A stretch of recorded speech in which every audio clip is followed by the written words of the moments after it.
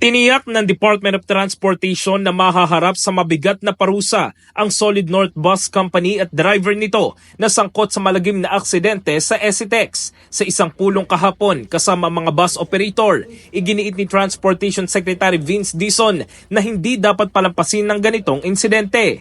Ayon sa kanya, may malinaw na utos ang Pangulo na siguraduhin ang kaligtasan at kaginhawaan ng bawat pasahero. Hindi na nagpaligoy-ligoy pa si Secretary Dizon at inatasan niya ang Land Transportation Franchising and Regulatory Board na agad magsampa ng kasong kriminal laban sa driver at sa bus company.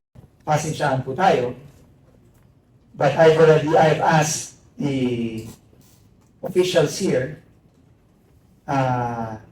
to file the necessary criminal charges against the bus company and against the bus driver involved in the accident yesterday. Sinuspindi na rin ng DOTR ang buong fleet ng Pangasinan Solid North Transit Incorporated sa loob ng 30 araw habang isinasagawa ang investigasyon. Bukod dito, ipinag-utos ni Dizon ng isang masusing pagsusuri sa mga umiiral na road safety protocols. Inatasan niya rin ng mga bus companies na tiyaking handa at nasa maayos na kondisyon ng kanilang mga driver bago pa man sila makabiyahe.